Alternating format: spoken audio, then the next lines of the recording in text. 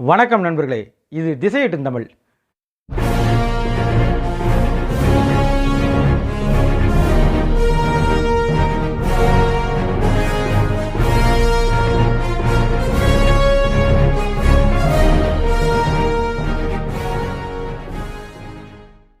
இந்த சேனல் வழியாக அவங்களை சந்திக்கிறதுல ரொம்பவே மகிழ்ச்சி. இந்த சேனலில் நிறைய புத்தகங்களையும் எழுத்தாளர்களையும் அறிமுகம். அந்த வகையில் இன்றைக்கி நம்ம பார்க்கக்கூடிய எழுத்தாளர் புத்தகம் என்ன அப்படின்னா, எழுத்தாளர் பாட்டாளி அவர்களுடைய கீழை தீ பின் கீழே வெண்மணி சம்பவத்தை பற்றி எழுதப்பட்ட இந்த நாவலை தான் இன்றைக்கி நம்ம அறிமுகம் செய்ய போகிறோம். தோழர் பாட்டாளி எழுதின இந்த புத்தகமானது பொன்னுலகம் பதிப்பதன் வழியாக வெளிவந்திருக்கு. இதோடைய விலை 300 ரூபாய். பின்னாடி வரக்கூடிய பதிப்புகளில் விலை மாறலாம். சரி நண்பர்களே, கீழே வெண்மணி தமிழ்நாட்டில் கீழே வெண்மணி தஞ்சை மாவட்டத்தில் ஒருங்கிணைந்த தஞ்சை மாவட்டத்தில் இருந்த கீழே வெண்மணியில் நடந்த சம்பவங்களை மையமாக வைத்து எழுதப்பட்ட குறிப்பிடத்தக்கப்பட்ட நாவலில் ஒன்று இது அப்படின்னு சொல்லலாம். சரி, இது எப்படி எனக்கு தெரிஞ்சது அப்படின்னா, எழுத்தாளர் பொன்னிலன் அவர்கள் கோயம்புத்தூரில் ஒரு மீட்டிங்கில் பேசும்போது சொன்னார். அந்த கூட்டத்தில் நானும் கலந்துக்கிட்டேன். அப்போ பொன்னிலன் சொன்னார், கீழே வெண்மணி சம்பவத்தை பற்றி மையமாக வைத்து எழுதப்பட்ட நாவல்களில் முக்கியமான ஒரு 3 நாவல்கள் இருக்குது அப்படின்னாரு. எல்லாருக்குமே தெரியுமே அப்படின்னாங்க. 2 தெரியும், எல்லாருக்குமே தெரியும், எனக்குமே தெரியும். அவர் சொன்னார், எங்கே சொல்லுங்கள் அப்படின்னாரு. உடனே எல்லோரும் சொன்னோம், இந்திரா பார்த்தசாரதி அவர்களின் குருதிப்புணல் அப்படின்னோம். சரி, அடுத்து அப்படின்னாரு. சோலை சுந்தர பெருமாள் அவர்கள் எழுதின சென்னல் அப்படின்னோம். கரெக்ட், அடுத்து அப்படின்னாரு. முக்கால்வாசி பேர் தெரியல, அடுத்து என்னன்னு தெரியல. அப்போ அவர் சொன்னார், பொன்னிலன் சொன்னார், பாட்டாளி அவர்கள் எழுதின இந்த கீழை தீ அப்படிங்கிற நாவலானது கீழே வெண்மணி சம்பவம் பற்றி எழுதப்பட்ட நாவல்களில் மிக முக்கியமான நாவல் அப்படின்னாரு. அந்த பேரே நான் அன்றைக்கி தான் கேள்விப்பட்டேன். அதற்கு பின்னால் விசாரித்து எல்லாம் பார்த்து தான் இந்த நாவலை படிக்கணும் அப்படிங்கிற ஆசை வந்தது. அதுக்கப்புறம் தான் நாவலே வாங்கினேன். சரி, தோழர் பாட்டாளி யார் அப்படின்னு முதல்ல சொல்லிடணும். தோழர் பாட்டாளி மதுரை பகுதியை சேர்ந்த மிக முக்கியமான எழுத்தாளர். இவர் இது மட்டும் இல்லை, இன்னும் 2 புத்தகங்கள் எழுதியிருக்காரு. குறிப்பாக என்ன அப்படின்னா, இந்த புத்தகம் தான் இவருடைய மாஸ்டர் பீஸ் அப்படின்னு சொல்லலாம். இது தஞ்சை பிரகாஷ் விருது வாங்கியிருக்கு. அதே போல் இவருடைய சேகண்டி அப்படிங்கிற சிறுகதை தொகுப்பும் மிக முக்கியமான சிறுகதை அப்படின்னு சொல்லலாம். அதே மாதிரி அகண்ட காவிரியும் ஆடுதாண்டும் காவிரியும் அப்படிங்கிற தொகுப்பும் எழுதியிருக்காரு. ஆனால் இதில் தான் ஒரு முக்கியமான கள ஆய்வு செஞ்சு எழுதப்பட்ட நாவல் அப்படின்னு சொல்லலாம். நான் இதற்கு முன்னாடி நம்ம சேனலில் சொல்லியிருக்கேன், ஒரு புத்தகத்தின் விலை என்பது அதான எழுத்துக்கான அச்சுக்கூலி மட்டும்தான்.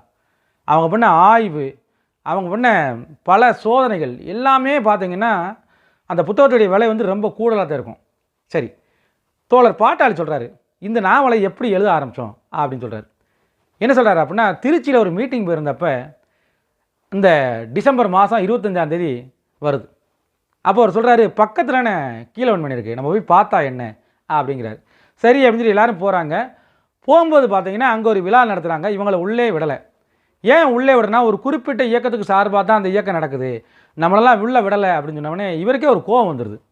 கோவம் வந்து என்ன சொல்கிறாருன்னா, இதை பற்றி முழுமையாக நம்ம ஒரு புத்தகம் எழுதி எல்லாருக்கும் சொல்லணும் அப்படிங்கிற விதை அன்னைக்கு தான் விழுந்தது அப்படின்னு சொல்லி தோழர் பாட்டாளி ஒரு மீட்டிங்கில் சொல்கிறாரு. அதுக்கடுத்து இன்னொன்று சொல்கிறார். என்ன சொல்கிறாரு அப்படின்னா, இந்த கீழே வெண்மணிக்கு உள்ளே போய் ஆய்வு செய்யும் போது என்ன விஷயம் பார்த்தோம் அப்படின்னா, நாங்கள் போனது 2000க்கு பிற்பகுதியில். அப்பயுமே பார்த்தீங்கன்னா அந்த மக்களுக்கு இந்த சம்பவம் நடந்தது 1968 நடந்தது. ஆனால் 2000க்கு பின்னாடி போன பின்னாடியும் அந்த மக்களுடைய வாழ்க்கை தரம் ஒரு 10% மட்டும்தான் கூடியிருக்கு, மற்றபடி பெருசாலாம் ஒன்றும் கூடலை. இதுக்கடுத்து ஒரு அதிர்ச்சியான செய்தி என்ன அப்படின்னா, அங்குள்ள பசங்கிட்ட எல்லாம் விசாரிக்கும் போது, உங்கள் தாத்தா காலத்தில் நடந்த அந்த சம்பவத்தை பற்றி தெரியுமா அப்படின்னு கேட்டப்ப பல பேருக்கு என்னன்னே தெரியல அப்படின்னு சொல்கிறாரு. இதுதான் ஒரு பெரிய அதிர்ச்சியாக இருந்தது.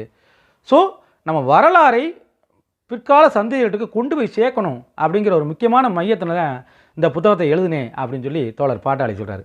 சரி, இந்த புத்தகத்துக்குள்ளே போகிறதுக்கு முன்னாடி மிக முக்கியமான விஷயம், பார்க்குற உங்களுக்கு ஒரு சந்தேகம் வரும், அது என்னங்க கீழே வெண்மணி, அங்கே என்னதாங்க நடந்தது அப்படின்னு ஒரு கேள்வி வரும். சரி, கீழே வெண்மணி அன்றைக்கு ஒருங்கிணைந்த தஞ்சை மாவட்டத்தின் ஒரு பகுதியாக இருந்த சின்ன ஊர் தான் கீழே வெண்மணி. இன்றைக்கி நாகப்பட்டினம் மாவட்டத்துடைய ஒரு பகுதியாக அந்த கீழே வெண்மணி இருக்குது. சரி, 1960களில் இந்திய சீன போருக்கு பின்னாடி இந்தியா முழுசும் ஒரு பெரும் பஞ்சம் வருது. அது தமிழ்நாட்டிலையும் விட்டு வைக்கல. இந்த பஞ்ச காலங்களில் என்ன ஆச்சு அப்படின்னா, விவசாய கூலிகளுக்கும் நெல் உற்பத்தியாளருக்கும் இடையே பெரிய பிரச்சனை வந்துக்கிட்டே இருக்குது. அது குறிப்பாக வளம் கொடுக்கக்கூடிய தஞ்சை மாவட்டத்தில் ரொம்ப அதிகமாக இருக்குது. பெரும்பாலும் இந்த கீழே வெண்மணி அந்த மன்னார்குடி சுற்றி உள்ள பகுதிகளில் விவசாய கூலிகள் யாராக இருக்காங்கன்னா, தலித்துக்களாக இருக்காங்க. அந்த தலித்துக்கள் என்ன செய்கிறாங்கன்னா 1967 தங்களுக்கு வழங்கப்பட்ட கூலியை விட ஒரு அரைப்படி நெல் கூலி வேணும் அப்படின்னு கூட கேட்குறாங்க. இது நெல் உற்பத்தியாளர் சங்கத்துக்கு இந்த கூலிகளுக்கு இடையே பெரும் பிரச்சனையாக மாறுது. 1967 தஞ்சை மாவட்டத்துடைய ஆட்சியர் தலைமையில் ஒரு கூட்டம் நடக்குது. அந்த கூட்டத்தில் என்ன பேசி முடிவெடுக்கிறாங்க அப்படின்னா, இவங்களுக்கு 4.5 படி கூலி கொடுக்கலாம், ஒரு களத்துக்கு 4.5 படி நெல் வந்து கூலியாக கொடுக்கலாம் அப்படிங்கிறாங்க. அதுக்கடுத்து என்ன சொல்கிறாங்க அப்படின்னா, எக்காரணம் கொண்டும் உள்ளூர் தொழிலாளிகளுக்கு மேலே எக்ஸ்ட்ரா தொழிலாளர்கள் வேணும்னா மட்டும்தான் நெல் உற்பத்தியாளர்கள் வெளியிலிருந்து ஆளை கூட்டு வந்து வேலைக்கு அமர்த்தணும், இவங்க இருக்கும்போது வெளியிலிருந்து ஆளை கூட்டு வந்து நியமிக்கக்கூடாது அப்படின்னு சொல்லி பேசி முடிவெடுத்து தான் போகிறாங்க. ஆனால் என்ன ஆகுது அப்படின்னா, இந்த உள்ளூர்காரங்கள நெல் உற்பத்தியாளர் சங்கத்துக்காரங்க இவங்க கூலி உயர்வு கேட்டு போராடுறாங்க அப்படின்னு தெரிஞ்ச பின்னாடி வெளியிலிருந்து ஆட்களை கூப்பிட்டு வந்து வேலை செய்ய வைக்கிறாங்க. இதனால் உள்ளூர் கூலி தொழிலாளர்கள் தலித்துகளுக்கும் இவங்களுக்கும் பெரிய பிரச்சனை வருது. பிரச்சனை வரும்போது தான் என்ன ஆகுது அப்படின்னா, இந்த நெல் உற்பத்தியாளர் சங்கத்து சார்பாக ஒருத்தர் என்ன செய்கிறாரு அப்படின்னா, வெளியிலிருந்து ஆளை கூப்பிட்டு வராரு. அவங்களுக்கும் உள்ளூர் தொழிலாளர்களுடைய பெரிய பிரச்சனை வந்து அவங்கள கொலை பண்ணிடுறாங்க. இந்த கொலை கேஸுக்கு பின்னாடி தான் இந்த பிரச்சனை பெரிய பிரச்சனையாக போச்சு. கீழவெண்மணி முழுவதுமே என்ன அப்படின்னா 2 பிரிவாக பிரிவுறாங்க. விவசாய கூலிகளான தலித்துகள் வந்து செங்கடி இயக்கத்தின் சார்பாக வந்து போராடுறாங்க. எவ்வளவு? ஒரு அரைப்படி நெல் கூட கேட்குறாங்க. உங்களுக்கு தெரிஞ்சிருக்கலாம், அந்த காலத்தில் சம்பளம்ங்கிறது வெறும் நெல் மட்டும்தான் சம்பளம், கூலியும் கிடையாது. இவங்க என்ன செய்கிறாங்கன்னா ஒரு அரைப்படி நெல் தான் கூட கேட்குறாங்க. அதாவது 4.5 படி சொன்னதை ஒரு அரைப்படி கூட கேட்குறாங்க. அரைப்படி நெல்லை நீங்கள் குத்தி நெல்லை ஆக்கினீங்க அப்படின்னா, அதாவது அரிசியாக மாற்றினீங்க அப்படின்னா ஒரு கைப்பிடி அரிசி தான் வரும். இந்த தொழிலாளர்கள் என்ன செய்கிறாங்கன்னா ஒரு அரைப்படி நெல் தான் கூட கேட்குறாங்க. ஆதிக்க சக்திகளுக்கு, குறிப்பாக அந்த உற்பத்தியாளர்கள் சங்கத்துக்காரங்களுக்கு என்ன ஒரு கோபம் வருதுன்னா, நேற்று வரைக்கும் நம்மளுக்கு கீழே இருந்தவங்க நம்மளை எதிர்த்து பேசுகிறாங்களே அப்படிங்கிற கோபம் தான் அவங்களுக்கு பிரதானமாக இருக்குது. இவங்களை விட்டு வச்சா சரி இருக்காது அப்படின்னு நினைக்கும் போது தான் இந்த கொலை நடக்குது. இந்த கொலையின் பின்புலமாக என்ன ஆகுது அப்படின்னா, இவங்களை விட்டு வச்சா சரி இருக்காது அப்படின்னு சொல்லி கீழவெண்மணியில் இவங்க நெல் உற்பத்தியாளர் சங்கத்தின் சார்பாக இருஞ்சியர் கோபாலகிருஷ்ணன் நாயுடு அப்படிங்கிற ஒரு பெரிய பண்ணை முதலாளி இன்னும் 4-5 முதலாளிகள் சேர்ந்து நினைச்சிட்டாங்க அப்படின்னா, இவங்களை விட்டு வச்சா சரி வராது, இவங்களுக்கு பாடம் கற்றுக் கொடுக்கணும் அப்படிங்கிறக்காக இவங்களை விரட்டி கொலை பண்ணுறக்காக போகிறாங்க. அப்போ எல்லாரும் சேர்ந்து அந்த ஊரில் உள்ள ஒரு 40-44 பேர் நினைச்சிட்டாங்க அப்படின்னா, அந்த ஊரில் ராமையா அப்படிங்கிற ஒருத்தர் கொஞ்சம் பெரிய விட இருக்குது, அவர் வந்து தொழிலாளி தான், அவரோட வீட்டில் போய் அடக்கலம் தர்றாங்க. ஆனால் இந்த ஆதிக்க சாதிகள் என்ன செய்கிறாங்க அப்படின்னா அந்த வீட்டையை கொளுத்திடுறாங்க. உள்ள 44 பேர் இறந்து போனதா கம்யூனிஸ்ட் இயக்கங்கள் சொல்லுது. அரசாங்கம் 42 பேர் சொல்லுது. எப்படி பார்த்தாலுமே 40 மேலே ஆட்கள் தான் கொல்லப்பட்டிருக்காங்க. இதில் ரொம்ப கொடூரமான விஷயம் என்ன அப்படின்னா 19 குழந்தைகள் இறந்து போயிருக்காங்க. அதாவது உள்ளே வச்சு எரிச்சதில் வந்து கிட்டத்தட்ட ஒரு 19 பேர் குழந்தைகள் எரிஞ்சு முடிஞ்சு மறுநாள் காலையில் வந்து போலீஸ் உள்ளே வந்து பார்க்குது. எல்லா பணத்தையும் எடுத்து போடுறாங்க. ஒரு அம்மா வந்து என்ன செய்யுதுன்னா தான் மகளை கெட்டி பிடிச்சிட்டு எரிஞ்சு கிடக்கு. அதாவது தீக்கரை கருகி போய் கிடக்கு. அந்த அம்மா தான் பிள்ளையை கெட்டி எரிஞ்சே கிடக்கு. இதில் இன்னொரு பெரிய சிக்கல் என்ன அப்படின்னா, எரிச்சவங்க தமன்னு எரியும் போது இன்னும் வேடிக்கை பார்த்துக்கிட்டு இருக்காங்க. உள்ளேருந்து ஒரு அம்மா ஆயிடுச்சுன்னா தான் தான் ஜாக போகிறான், தான் குழந்தை பிழைக்கட்டும்னு சொல்லி உள்ளேருந்து நெருப்புலேருந்து தான் பிள்ளையை தூக்கி எரியுது. நெருப்புலேருந்து வெளியே வந்த குழந்தை கீழே விழுந்தோடனே இந்த எரிச்சவங்க நினச்சிட்டாங்கன்னா அந்த குழந்தைய கொண்டு மறுபடியும் தீக்குள்ளே போட்டிருக்காங்க. அந்த குழந்தை உள்ளே போய் எரிஞ்சிருச்சு. 44 பேர் வந்து விவசாய கூலிகள் அரைப்படி நெல் கூலி உயர்வு கேட்டதுக்காக ஆதிக்க சாதிகளால் எரித்து கொல்லப்பட்ட சம்பவம் தான் இந்த கீழவெண்மணி சம்பவம். சரி, இதை மையமாக வச்சு தான் இந்த பாட்டாளி இந்த நாவல் எழுதியிருக்காரு. அதனால தான் ஒரு முன்னோட்டமாக அந்த கதையை சொன்னேன்.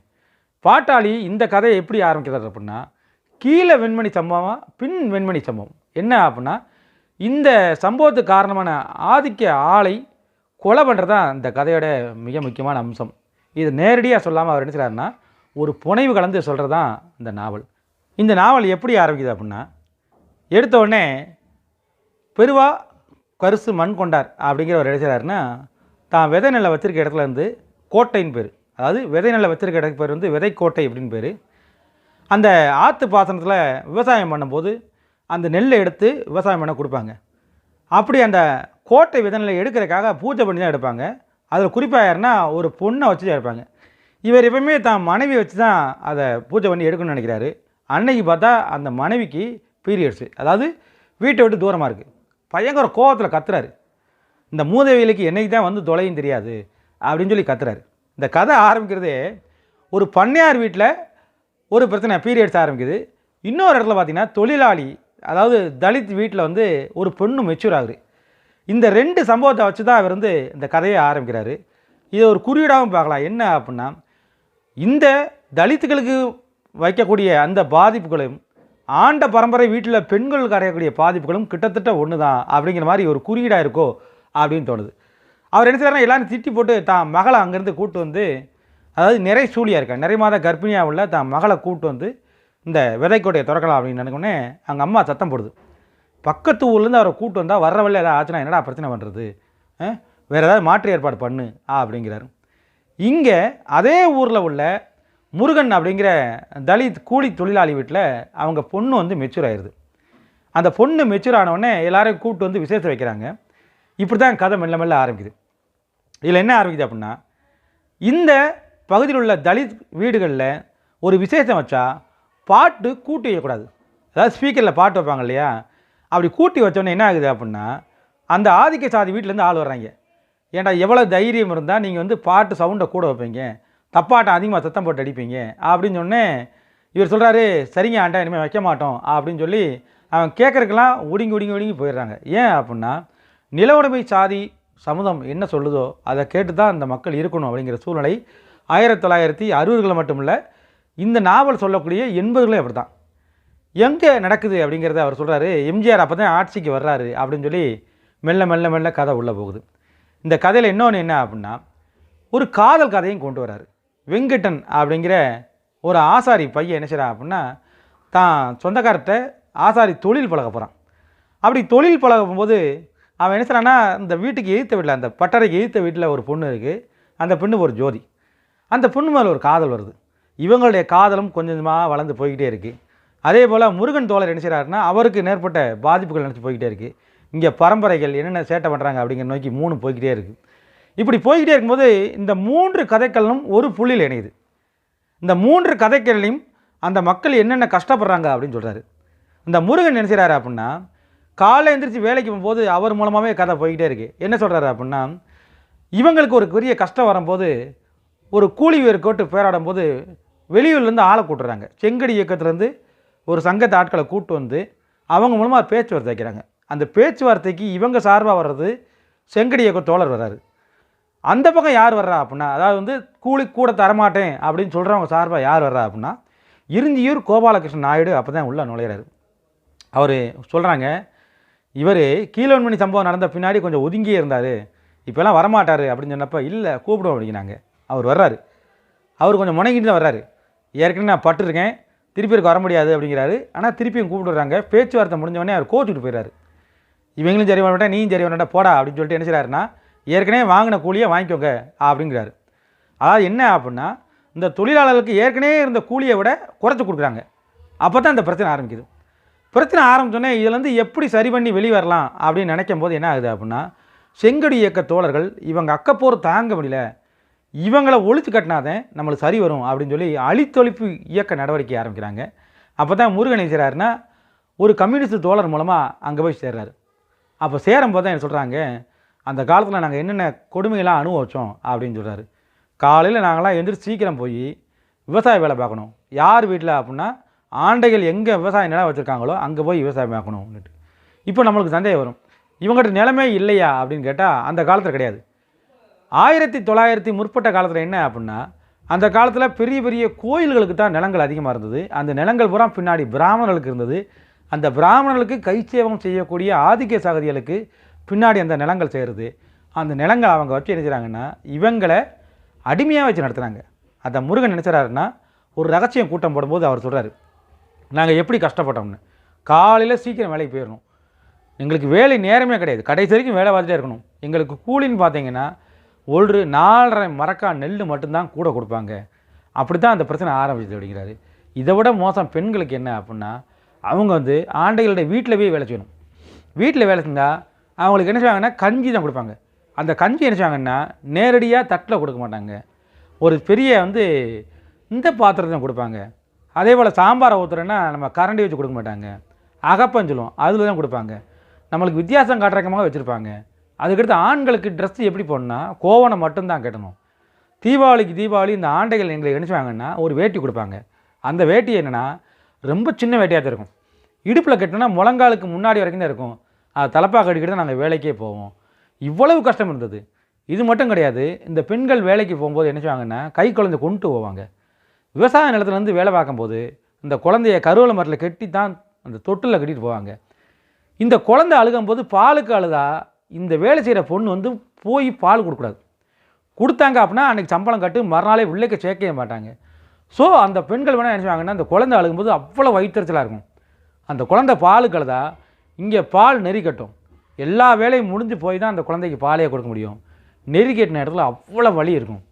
அந்த நெறி கட்டின பாலை வயக்காட்டில் பீச்சி எடுத்துட்டு தான் மறுபடியும் போய் அந்த குழந்தைகள் பால் கொடுப்பாங்க. பல சமயங்களில் குழந்தைக்கு பூச்சி ஏதாவது கடித்து கத்திக்கிட்டு இருக்கும்.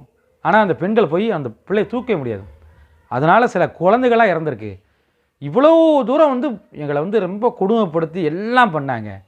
நாங்கள் அதிகம் கேட்டது என்னென்னா ஒரு அரைப்படி நெல் தான். அரைப்படி நெல்லை குத்தி அரிசி ஆக்கினா வெறும் ஒரு கைப்பிடி அரிசி மட்டும்தான் வரும். அதை கேட்டதுக்கு தான் எங்களை வந்து இந்த பாடுபடுத்துனாங்க அப்படின்னு சொல்லி அந்த நக்சல் இயக்கம் மாதிரி ஒரு கூட்டம் கூடி பேசுகிறாங்க. கடைசியில் இவங்க எல்லாரும் சேர்ந்து என்ன பண்ணினாங்க அப்படிங்கிற கதை.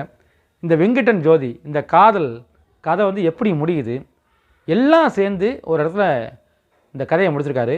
பல உண்மை சம்பவங்களை சேர்த்து தான் அந்த கதை எழுதியிருக்காரு. ரொம்ப அற்புதமான நாவல். கீழவன்மணி சம்பவம் தொடர்பாக நீங்கள் படிக்கணும் அப்படின்னா மிக முக்கியமான நாவல் கீழைத்தீ பொன்னுலகம் பதிப்பதன் வழியாக வெளிவந்திருக்கு. நன்றி.